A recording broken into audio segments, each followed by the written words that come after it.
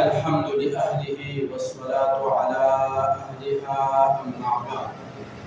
معززو کچری یو معتکف په داسې مسجد کې ناست وي چې په دې مسجد کې جمعې لمونځ نه کیږي، آیا دې معتکف دپاره نږدې بل مسجد ته جمعې منځه دپاره تلل څنګه دي؟ که بالفرض دا معتکف لاړو نو دغه معتکف په بل مسجد کې څومره وخت تېروي؟ الجواب وبالله التوفیق. معززو کچری یوه داسې علاقه وه چې په دې علاقې کې جمعې لمونځ هغه واجب و خلکو باندې، نو بیا په دغه علاقې کې یو کس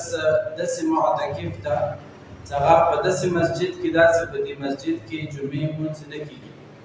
نو دې معتکف دپاره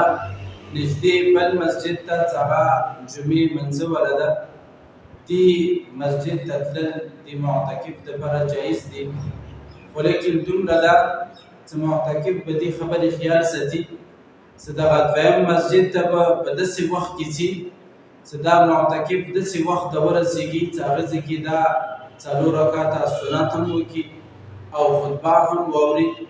او هغې نه بعد کې بیا فرض 2 رکعته شروع د جمعې والا او 6 رکعته کوم سنت دي دا وکړي. د دې نه بعد به فورا دغه معتکف خپل هغه مسجد ته راځي چې کوم مسجد کې دا اعتکاف دپاره ناست ده. که بالفرض دغه معتکف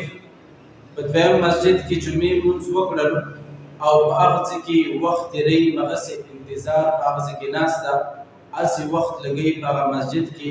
نو دې دپاره په دې مسجد کې دغه وخت تېرول دا مکروه دي. که چېرې یوه داسې علاقه وه چې هغې کې جمعې لمونځ نه کېدل او یو معتکف اعتکاف ته ناست ده، نو دې معتکف دپاره بیا دې مسجد نه راوتل هغه جایز نه دي چې دا لګیا شي بلې علاقې ته جمعې منځه دپاره ځي.